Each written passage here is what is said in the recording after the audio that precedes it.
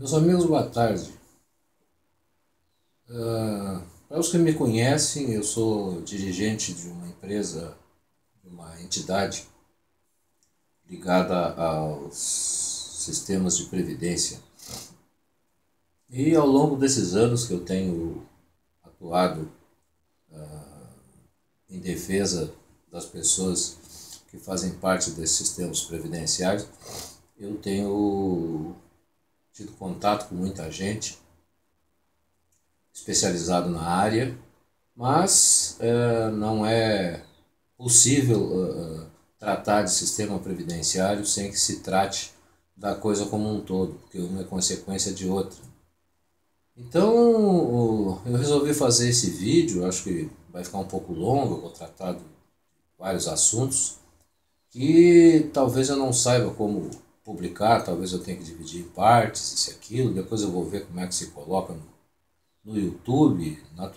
Normalmente eu estou fazendo para Facebook, lá no YouTube, depois eu vejo como é que faz isso aqui. Mas eu acho que a primeira coisa que nós temos que levar em consideração quando a gente quer analisar um sistema de previdência é analisar o povo. O povo que se serve, que contribui e que tem os benefícios desse sistema previdenciário. Seja ele oficial ou privado. Como nós estamos no Brasil, o Brasil tem que ser o nosso exemplo para tentar resolver o problema, principalmente agora, quando se vê que o governo federal e o Congresso Nacional discutem tanto novas regras do sistema de previdência, principalmente com relação ao INSS. Bom, o princípio é simples, é a conclusão de que o Brasil é um país pobre. Independente daquilo que se possa tentar vender como imagem do poder executivo, de que o Brasil está muito bem, isso aqui, não sei o quê, não, isso é mentira. O Brasil é um país pobre. Por comparado com os demais países, principalmente aqueles desenvolvidos, só nas Américas já se chega à conclusão de que o Brasil é um país pobre. O Brasil tem um território imenso, comparado ao território, por exemplo, dos Estados Unidos e do Canadá, e, no entanto, esses países nem se comparam com o Brasil em riqueza. Não só em riqueza financeira do seu povo, mas em riqueza cultural também. Então, se nós formos ver, por exemplo, os Estados Unidos tem um território não tão privilegiado quanto o território brasileiro. É um país que tem uma boa parte tomada por frio intenso no inverno deles, e mesmo assim eles têm condições de sobreviver e de manter o seu povo tendo um mínimo de conforto necessário para passar esse período mais difícil deles.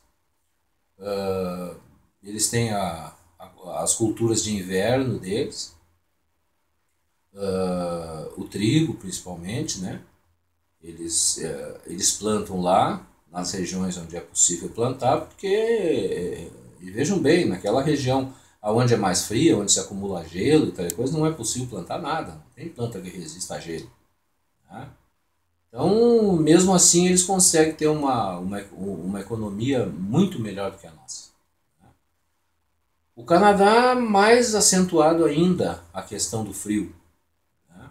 Mas eles baseiam-se também na agricultura possível, na criação de gado, igual os americanos, na zona agrícola, na industrialização e na exploração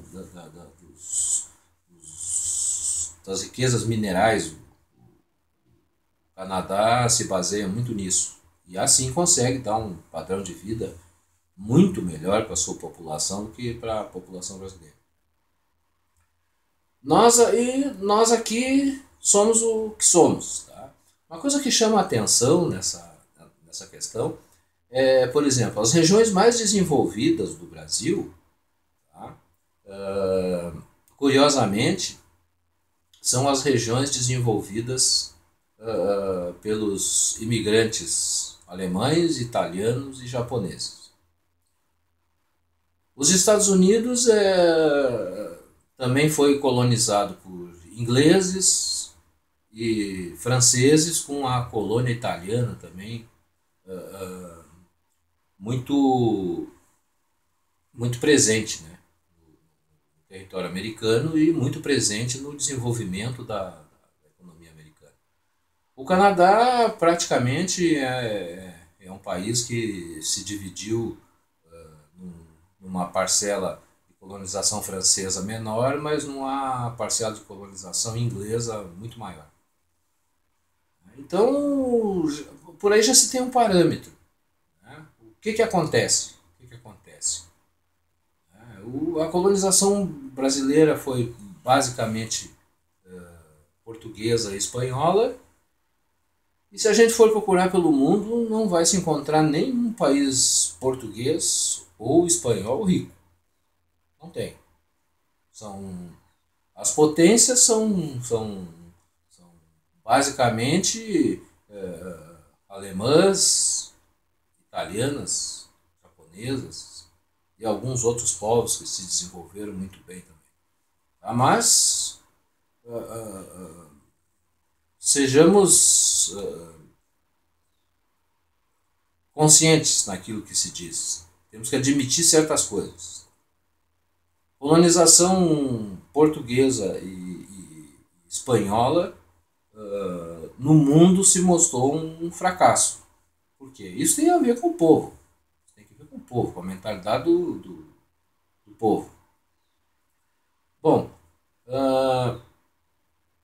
aí já alguém vai chegar e dizer assim, não, mas então o Brasil é um país sem futuro, um país sem solução.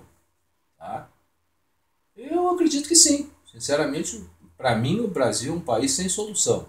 Já alguém então vai dizer, não, mas então por que não vai todo mundo embora? Para outro país, então, que seja bom. Bom, minha gente, se nós temos 500 anos e nós não resolvemos o problema do nosso país, com certeza os outros não nos querem. Nós vamos lá fazer o quê? Contaminar eles com o vírus da nossa incompetência? Essa é a verdade.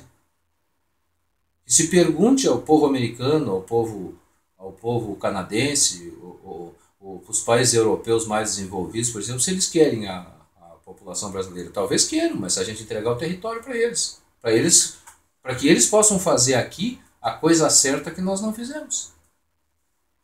Isso é uma coisa muito simples. A riqueza temos. É como se a situação brasileira, para mim, é como se fosse uma tribo de índio do período lá do nosso passado remoto, certo? Que vivia de extrativismo, tá? Muitas tribos às vezes morrendo de fome e outras coisas a mais, sentadas em cima de jazidas de ouro, diamantes e outras coisas a mais, que eles usavam diamantes para jogar em passarinho. Não sabiam o que fazer com eles. Né? E não se interessavam em saber. Então a nossa questão é essa. Infelizmente a nossa questão é essa, na minha visão. Né? Como nós estamos num país democrático, cada um pode dizer o que quiser, né? Eu estou dizendo, e a minha opinião é essa. Agora, quanto a diferença maior que eu vejo nisso tudo, para que nós sejamos assim e outros povos sejam diferentes, povos democráticos, é que qualquer país democrático tem uma Constituição, Carta de Direitos e Deveres. Aí reside o X dessa questão toda. Para que um povo tenha direitos, é necessário que os deveres sejam cumpridos. E os direitos e os deveres estão estabelecidos na Constituição de todos esses países. Quem quer os direitos, cumpra os deveres. Sem que uma parcela da população cumpra o seu dever, ele não gera riqueza para que a outra parcela tenha os direitos. Isso é uma coisa óbvia, uma coisa simples. E o que nós temos visto acontecer em séculos e séculos de Brasil, principalmente nesse último século, no último século XX e agora no início do século XXI, é que a nossa classe política tem procurado se manter no poder à custa da concessão de direitos, sem fazer valer os deveres que a população tem para que os direitos sejam cumpridos. Isso é uma coisa básica, isso é uma coisa normal. Né? Você não pode pagar uma renda para alguém se você não tem de onde tirar. Né? O que acontece com isso? Acontece o caos que se vê agora, o caos que já se viu em outras épocas, que se acompanha há muito tempo. Os cientistas políticos, pelo menos os mais modernos que eu tenho lido, porque aquele pessoal lá do século passado, aqueles Gramsci, Marx, isso para mim, pelo menos o que eu tenho visto ultimamente, é gente ultrapassada, gente que está falando de épocas e de povos e de uma sociedade de mais de 100 anos. Isso não se aplica mais hoje. Hoje tem gente moderna aí que trabalha em cima das análises atuais, que formam opiniões e tal, que vale a pena a gente ter conhecimento e ler o que eles dizem para quem sabe, numa janela de luz que se abra, a gente consiga achar uma solução para nós. Aqui não virá essa solução sem que as pessoas tenham o pé no chão e sem que elas tenham na consciência aquela coisa. Tá? Nós temos que cumprir o nosso dever se nós quisermos direitos. Como eu já disse, os direitos são uma consequência dos deveres cumpridos. Toda vez que você dá direitos sem que se cumpra os deveres, nós entramos nessa situação de caos que a gente vive hoje.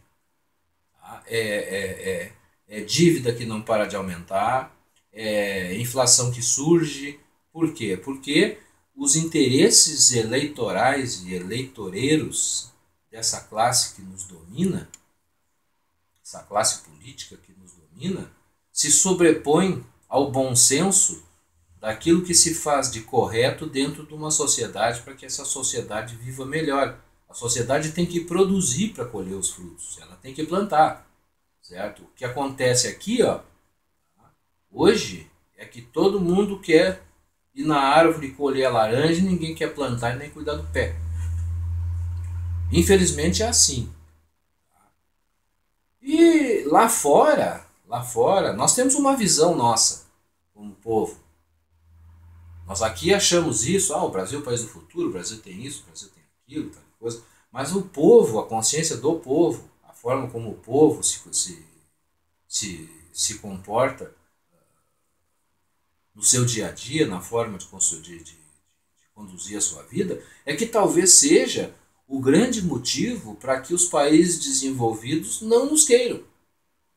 Né? Ou pelo menos nos entendam de uma forma diferente daquilo que nós entendemos. Tá?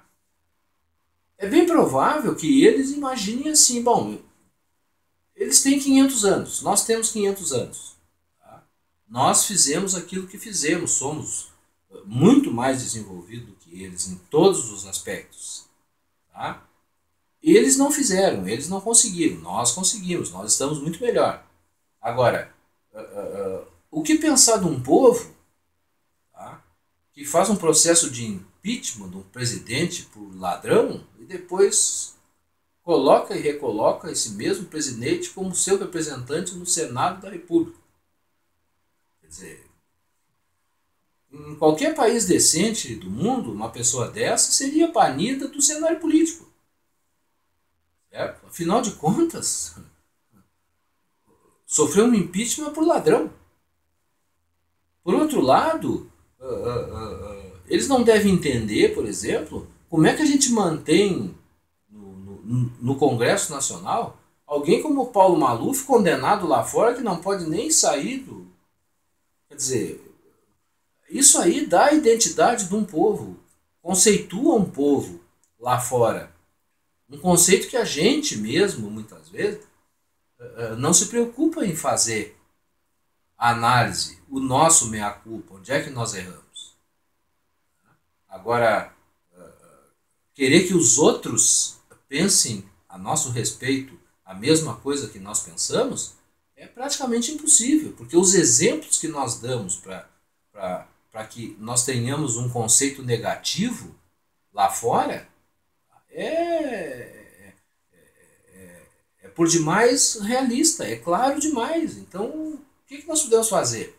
O que nós podemos fazer? Nós temos que parar, pensar, olhar a nossa classe política, como é que ela se comporta, como é que ela representa, porque infelizmente ela é um resultado nosso.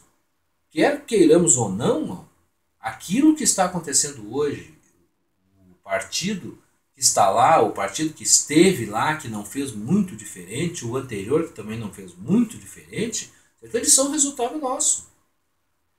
Ou nós não participamos, ou nós temos uma mentalidade errada a respeito de como as coisas devem funcionar, certo? Ou então só pode se dizer que é uma questão de sorte e oportunidade que os outros tiveram e nós não tivemos. O que eu não acredito que seja isso.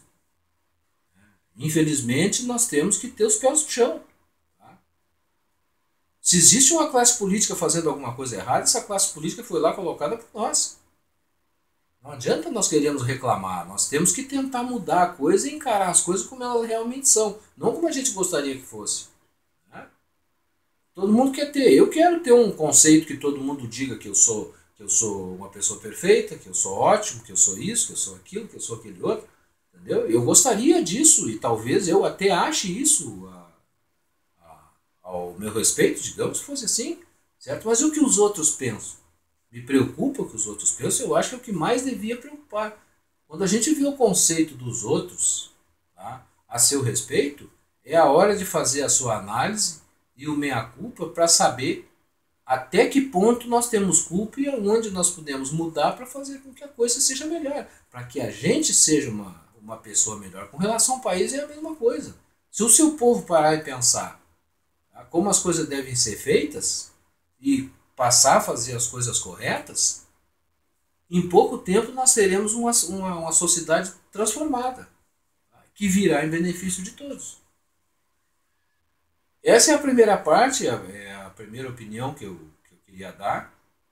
E já na próxima, eu quero entrar nessa questão previdenciária para que a gente tenha, a partir dela, quem sabe uma análise mais global para a gente saber, dentro da especialidade que eu tenho procurado ter nos últimos anos dentro do sistema previdenciário, para que nós consigamos ter uma solução. Mas olha, uma coisa eu já deixo claro para vocês, uma solução previdenciária para o Brasil não vem sem uma transformação da sociedade, de jeito nenhum.